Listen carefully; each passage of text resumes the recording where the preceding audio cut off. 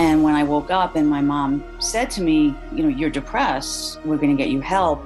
I didn't realize that I could get help. I just thought that I was permanently going to live and die alone, never be happy. I was meant to be punished for an abortion I had when I was 17. So to me, in my mind, my demons told me, like, you're a loser, just go kill yourself. No one's going to miss you. And when my mom said, you're depressed, something just went oop in my brain. And I was like, wait, I can get help? Maybe I can be happy again. And that second, I was ready to go. I mean, I couldn't even stand up, but I was ready to just get better. And I knew, because I'm a writer by trade, that I was going to write this book so people understand the irrational thinking behind suicide, so they don't try to rationalize it. Welcome to The Narratives of Suicide, the podcast where we bring hope, community, and a voice to those who've lost to suicide. It's where we dispel the myths of suicide.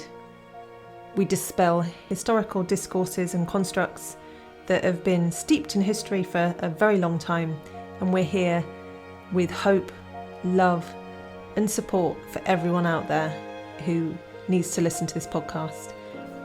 I'm so sorry you're here, but I do hope it can give you something to use in your healing process, to be able to pick up the pieces of suicide and put them back together again in the best possible way that you can. So we're here today with Sharon from 69th Street Suicide, and we're here to talk about her journey with mental health and her journey with that, and in terms of her writing her book and why she's written it, and how you've done that, haven't you, Sharon, in order to raise awareness for mental health and suicide attempt, because we're here really to help those who've lost someone to suicide appreciate maybe what it's like to have been in that place in your life. And we're here today to talk about that so that those people that have sort of been bereaved through suicide can understand more of what that person might be going through. Although it's different for everybody, of course, but this is your experience. So it's great to have it here and for you to be honest and open and strong enough to do this, because it takes a lot of bravery to tell your story. So thank you very much for doing this. So your book, you wrote it 6 months ago, is that right? I wrote it when I got out of the hospitals, and it took 4 years. Oh, you started? It came out in November. So it came out 6 months ago, but you started it like nearly 5 years ago then. Mm-hmm. Wow, it's a long journey. Mm-hmm. Yes. So tell us more about the book. So have I got it right? You kind of did it to help those that have lost to suicide, as well as mental health awareness kind of thing. Yeah. Well, I took a serious overdose and I was in a coma for a week. And when I woke up, and I had written in a diary why I was killing myself. And when I woke up, they're like, why did you do it? And I said, well, didn't you read the diary? And they said, well, you killed yourself because of July 4th weekend. And I was like, well, yeah, that was the last straw, because I was going to be alone that weekend. And I just couldn't stand another 4 days alone, because the weekend before I had been in my apartment the entire time. And I can't do this anymore. So yeah, something as insignificant as the July 4th weekend is what prompted me to try to kill myself, which I had planning to do for many years before. And when I woke up and my mom said to me, you're depressed, we're going to get you help, I didn't realize that I could get help. I just thought that I was permanently going to live and die alone, never be happy. I was meant to be punished for an abortion I had when I was 17. So to me, in my mind, my demons told me, like, you're a loser, just go kill yourself. No one's going to miss you. And when my mom said, you're depressed, something just went oop in my brain. And I was like, wait, I can get help? Maybe I can be happy again. And that second, I was ready to go. I mean, I couldn't even stand up, but I was ready to just get better. And I knew, because I'm a writer by trade, that I was going to write this book so people understand the irrational thinking behind suicide, so they don't try to rationalize it. Okay, yeah. It didn't feel rational. It felt like a whole trajectory towards that from your teenage years, I'm guessing, to that point where it built up and built up and built up, and you had the idea there. And it wasn't until that moment, like the straw that broke the camel's back that weekend, at July 4th, when all the celebrations are happening, I guess, and that was it, final point. And then after that, you realised that wasn't normal to feel that bad. Yeah, my demons had told me that it was normal for me to feel that bad. And, after a while, when they're just beating you up, you're convinced of it. And I'm a very smart person. So the fact that I just let my demons lead the show is really scary to me. Yeah. And I didn't think my kids would miss me. I have two kids. I didn't think that they would miss me.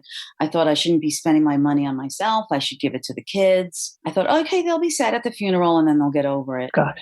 And it was just the entire thing was just so irrational. Yeah. But at the time, to me, it totally made sense. And it just shows how it can, like you say, you're a smart person. So there's part of you felt it can't happen to me, I'm smart. So this must be true. This critical voice, it sounds like you've got a really strong critical voice in your head about just yourself, about everything you did. So then I guess you believe that voice, that inner dialogue, because I'm a smart person. I'd know if this wasn't true, kind of thing.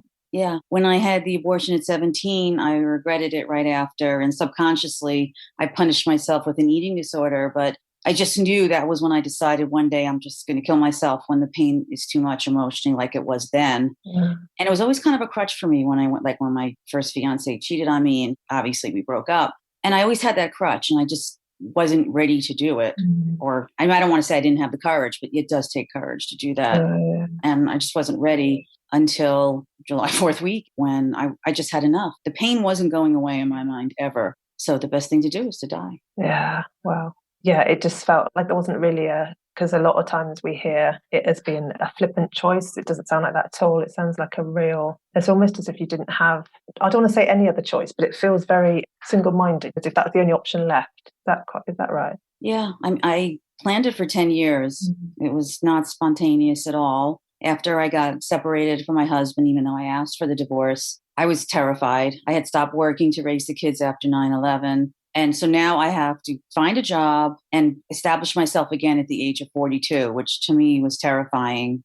And then he moved on a couple of years later, and he's now married to that woman. And I just saw myself being alone. And I was okay, I'm going to be alone the rest of my life. And this is it. So I labeled myself a bad person. I mean, I'm pro-life and pro-choice, so it's really hard. But I think sometimes, oh, how old would the baby be now? And that the baby would be 40 now and that kind of stuff. And, so yeah, I'm really good at punishing myself. Oh, yeah, totally. Wow. Yeah. Punishing yourself for something you did when you were young and didn't know. Again, but now that we're an older, I think I look at my sort of teenage girl and I go, gosh, I thought I knew it all at that age, but we don't, do we? We don't have any. You know nothing. At that age. Yeah, no. We think we do. We don't. Yeah. But you're you're forever punishing yourself for that decision, for that moment, for all of the part of that. Yeah. All the way through. So carrying it like that, carrying the burden, if you like, of that in your own mind to that point, it almost feels like a relief then to get rid of that, the suicide attempt.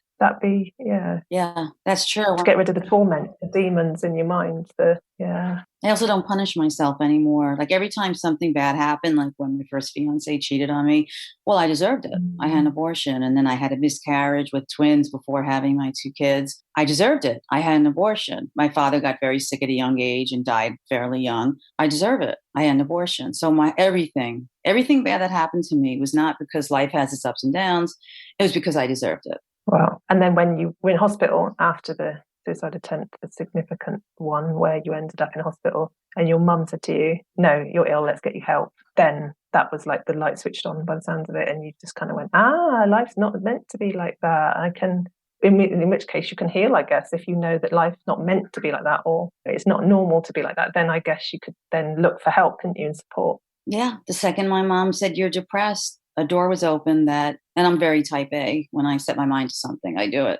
And I was like, okay, I'm going to get better. I'm going to be happy again. I mean, even people, when I was institutionalized, they used to mistake me for one of the staff. I was back to my laughing self, smart ass or whatever. Wow. And people were just like, when they hear like, I almost died, they're like, wow, you seem, I hate using the word normal, but you seem fine. And of course I wasn't fine, but I was on my way to getting fine. Wow. So I was happy. So during that dark period, those years of dark periods, nobody else knew. It was kind of like a hidden, you'd go out to work and act normal, mask up, off I go, smart, clever, coping, normal, like you say, normal. Yeah. It hides a lot, doesn't it? That ability that we've got as humans, I think, to be able to put that mask on and go out, anybody knowing. Yeah, no one had a clue. That's why I feel bad when people say, I'm guilty, I should have seen it. It's, when we want to hide it, we hide it really well. Yeah. And when I was out in public, you say my ex-husband's house, because the kids were there, they were in college, they'd come back. And I was happy because I was seeing my children and I was out of the house. But then on the way home, I would take a train. On the way home, I would be crying because I was going back to my solitary life.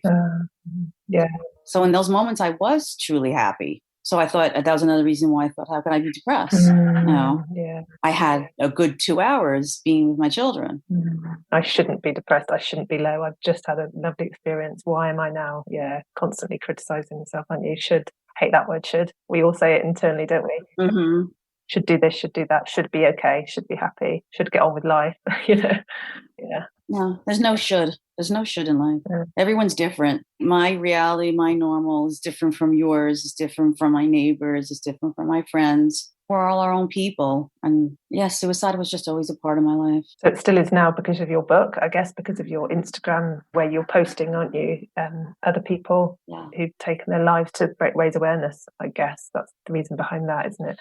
I want to help everyone, but especially loss survivors, because they don't understand, like, didn't my child love me? Why would he take his life? And by me defining my irrational thinking, hopefully they'll see some of the things that I did in their child and say, oh, you know what? He was hiding it well, but he was doing that, or he was acting irrationally in that way, or just saying little things. I mean, I always talk about death. I'm drawn to death in a Buddhism kind of way. It's the last stage of life and I'm not scared of it at all. Mm-hmm. And I know that I'm going to see my loved ones when I go back home. Mm-hmm. So I want others to see that this is what happens. This is what people are thinking. Yeah. But I used to say to my kids, like when I did the will, I told my kids, oh, I did a will. And for me, it was a normal thing to do. And I said to them, I'd like to be cremated. Is that okay? Because I'm going to put that in my will. And they were like, yeah, it's your choice. Because I wanted to make sure that that was okay. So when I said these little things for my children, they weren't really weird. Yeah, sure. Like my dad died. My daughter was 6 months old. So I would take them to the cemetery. And for them also, I made a healthy part of their lives. Yeah.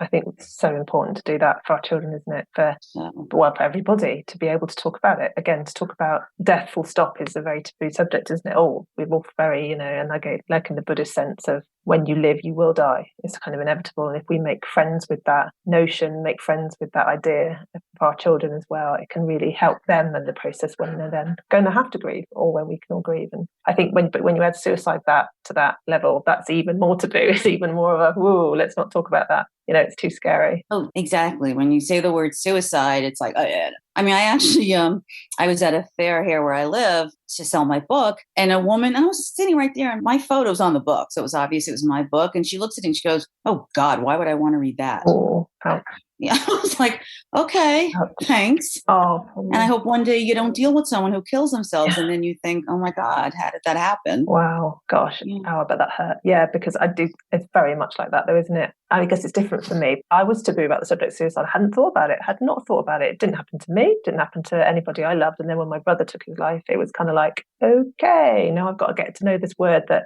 I don't want to get to know. And then suddenly I've got to do all these things to get to know it, like the podcast, like all these things I'm doing with research to say, actually, how am I going to get to know? How am I going to bring this word into my life? Because now it's in there. I can't take it out. Nothing I can do to take it out. It's there now. I guess it's a bit different for you because death was part of your life for a long time and suicide wasn't it? This idea that I've heard that before. It's kind of like it's in the bag ready. Do you know what I mean? It's there if I need it. It's almost in the filing cabinet ready. And if I need it, I'll take it out.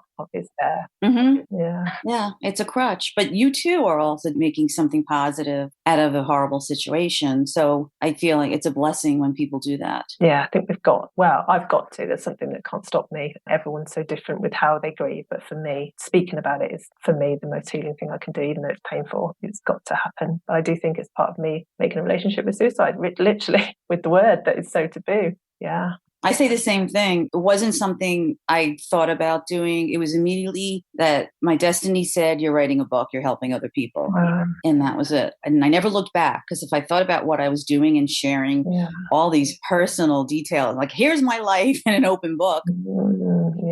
I might have said, oh, maybe I won't do that. But no, I just kept going and going and going and never looked back because I knew it had to be done. And I was looking for books that explained people's why, Uh, and I never found one, especially that the whole book details the why from the beginning yeah. to the attempt. So I was like, okay, this book is needed. Yeah, to tell people the why, because that's what we go through as loss survivors. It's why. Because my brother, again, had the great mask. He looked amazing. He did literally looked amazing. He was in like number 5 in a bodybuilding competition. He had 2 businesses. He had a family to anybody else. And that's where the shock hits, because you think they're doing fine. And suddenly you've got to make the why then. We, as the people left behind, what happened there? It's like a surreal. So that's what you wrote, that why for you, in why you did, to show that it's not as simple as just a choice. They chose to kill themselves. They chose to die. It's too simplistic. It's too simplistic in terms of, I've related it a lot to a cup of tea or coffee. I choose to have a cup of tea or coffee. It's very different to I choose to die today. Do you know what I mean? It's a very different, it's not as simple as that. It's very complicated, isn't it? Yeah, I don't think healthy people wake up one day and say, oh, you know what? I'm just going to die today. Yeah. Seems like a good day.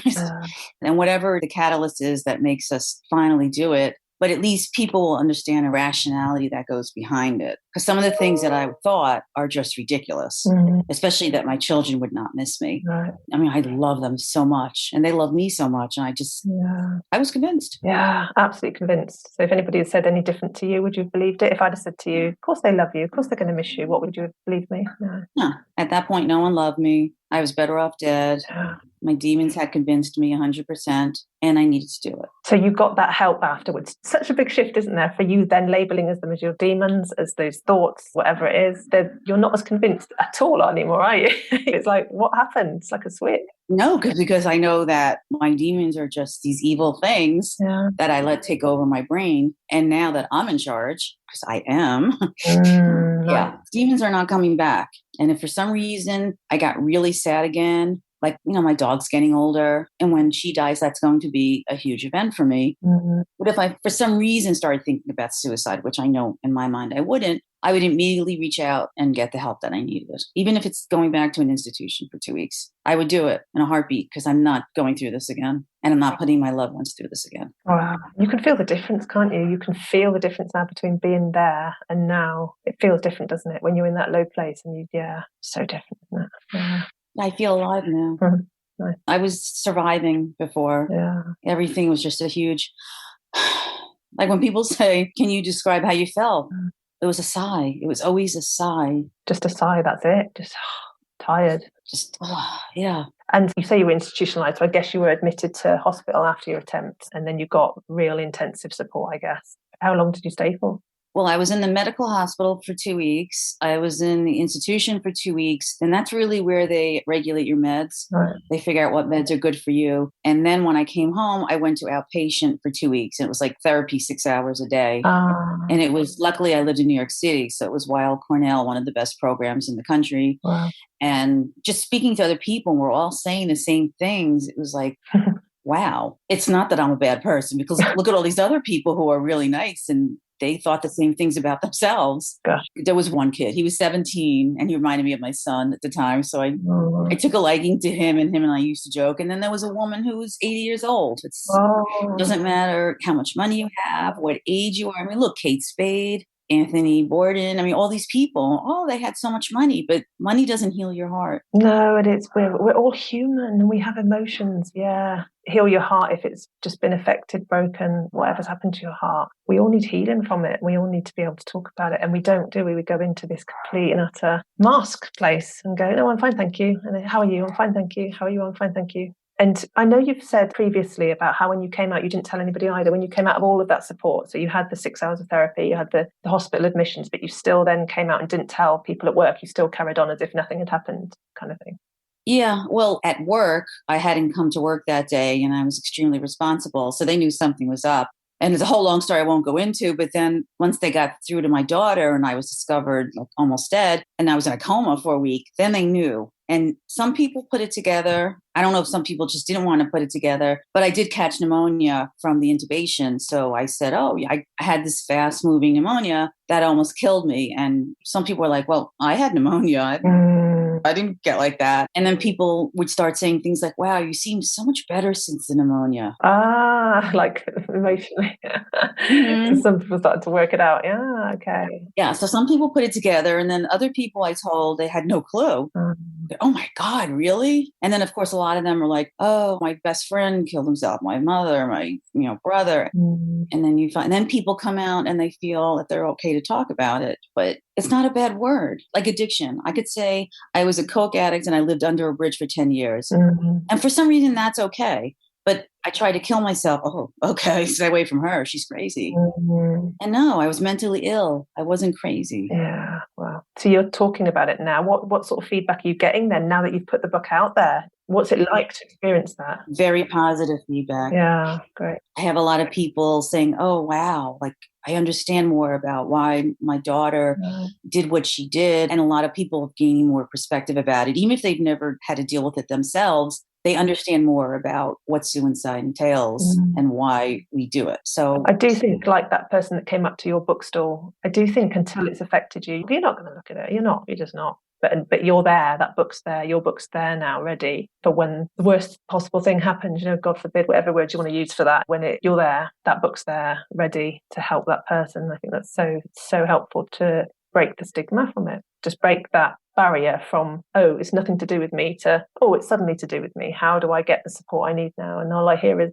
you being open, talking about your mental health, about what happened to you and then hearing other people's stories in the hospital about their thoughts. They had those demons too that all sounded familiar. So all of that has helped you to see that everything you've gone through is part of who you are. It's not exactly wrong. It's not like, it's all part of your journey, isn't it? It's all part of your story. It's all part of you and how you're still part of the suicide story, but you're doing it in a positive way now through a book and through helping and through being so honest and open. It's fascinating, really, how that relationship with suicide for you has changed completely. It's almost like it's gone 360 on its head. You've been so open, you were so shut. And now you're so open writing a book, Yeah. I mean, I believe when we're born, we are all on our journey. And even though we think we're making decisions, I feel like part of it is destiny. When you make a wrong decision or a right decision, you're destined to do it. And I just feel I was always destined to try to kill myself because I was also destined to gain a purpose,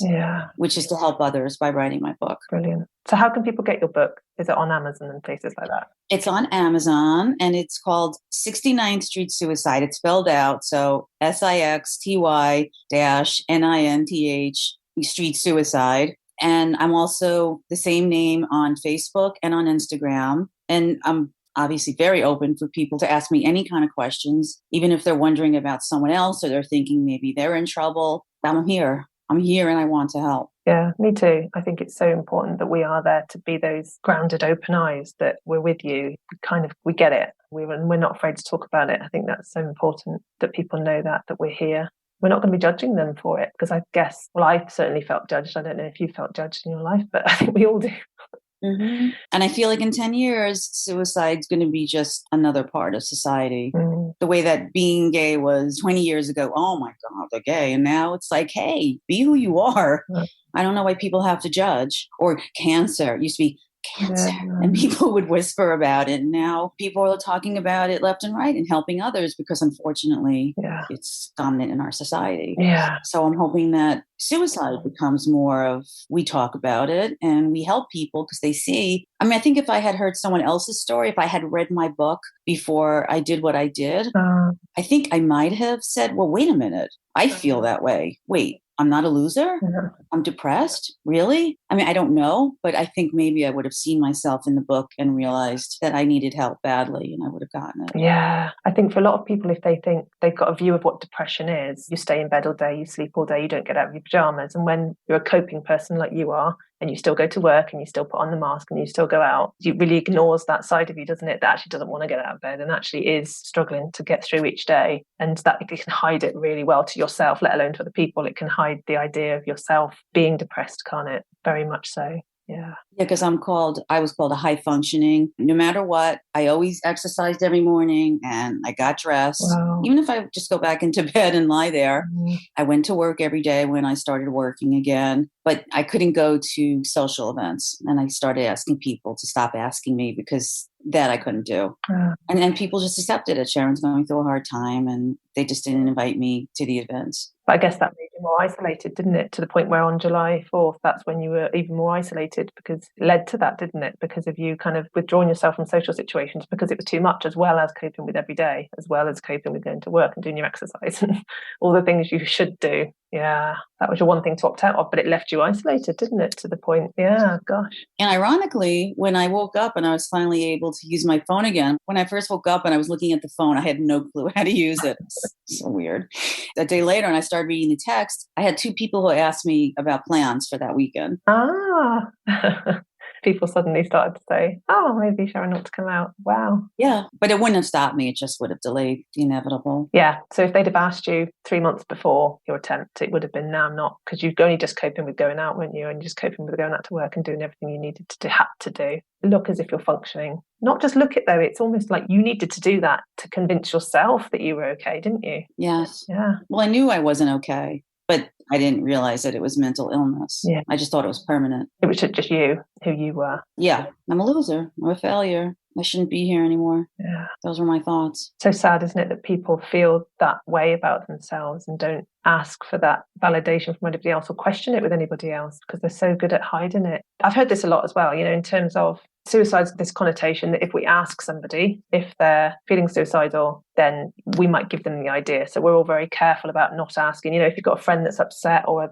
family member that's upset, we're not going to kind of say, have you ever thought about taking your life? We don't ever ask that because we're terrified of putting the thought into their mind. What do you say to that? Is that true? Do you think anybody could have given you the idea? It takes a lot of courage to try to kill yourself. I don't think someone mentioning it is all of a sudden they're going to be like, oh, yeah, you know what? I think I'll do that next week. It just does not work like that. It doesn't. So if somebody had asked you, would it have opened it up to you? If somebody would have asked you a few months before, do you ever feel suicidal? Would that help or not? No, I would have lied and said, no, are you crazy? Ah, really? Wow. Mm-hmm. Yeah, no, I was intent on doing it and no one was going to stop me. Thank goodness that it didn't work. And thank goodness you got help. It wasn't supposed to work. Thank goodness you're on this journey now to be able to allow people to see into that part of you with such humbleness to say, here, I have my life in a book, and allow people to learn from that. So yeah, if you do read it, if you're even listening to this, get help, ask, am I a loser or not? And when somebody asks you,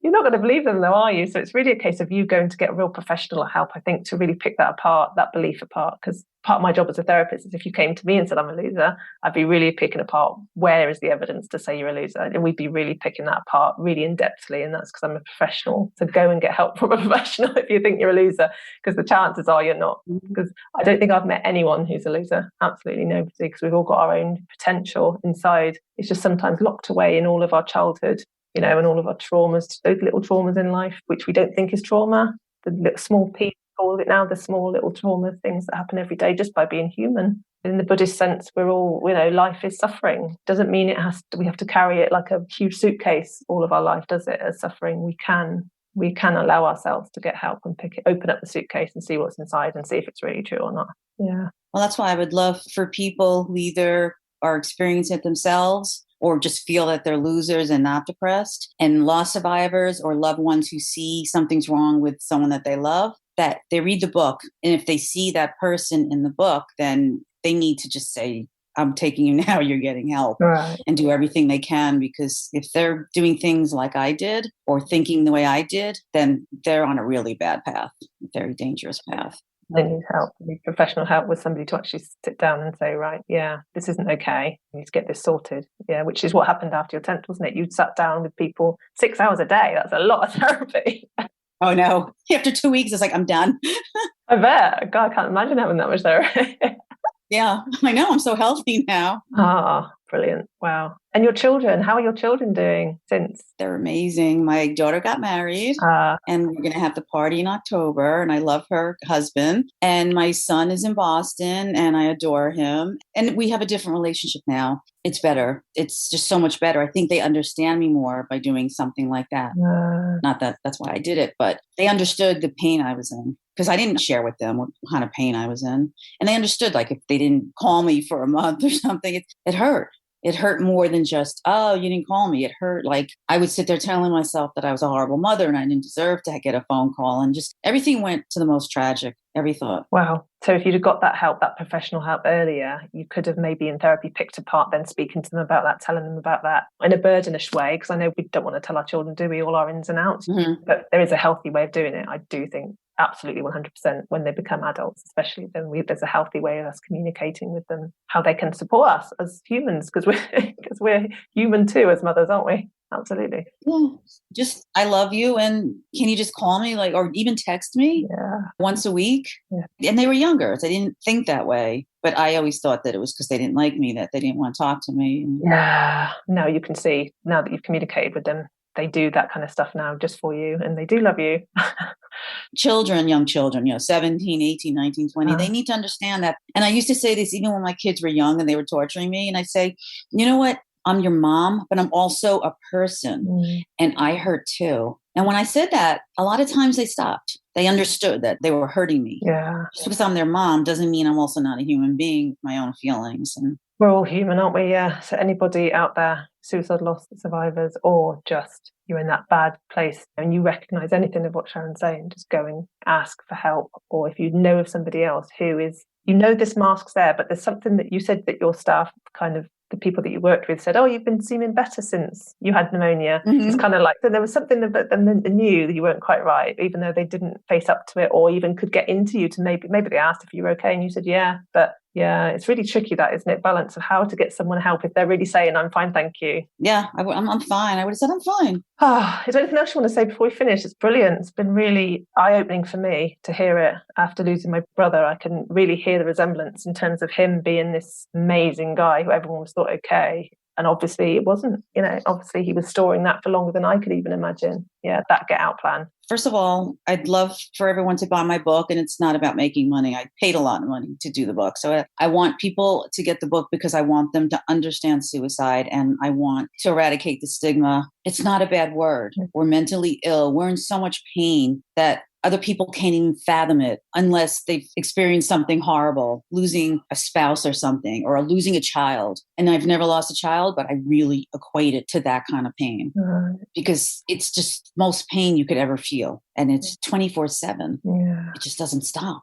Yeah. So read the book, 69th Street Suicide, and just know that there is help out there. Please know there is help out there. I think that's what I want to say. It's what I'll end with, really. If you just feel that something is that bad, where life is like that, where life you really 24/7 don't really want to be here and you can't quite see how life is that bad, then knock on somebody's door, anybody's door, and be honest. Please. Yeah. Because people do love you out there. And I think that's what you've said about your children. You woke up after the attempt and you saw their eyes and you sort of thought, oh gosh, there's always someone that loves you out there. Absolutely, 100%. Thank you. Thank you. Thank you for letting me share my story. No, thank you so much for your honesty and openness and being here. Okay.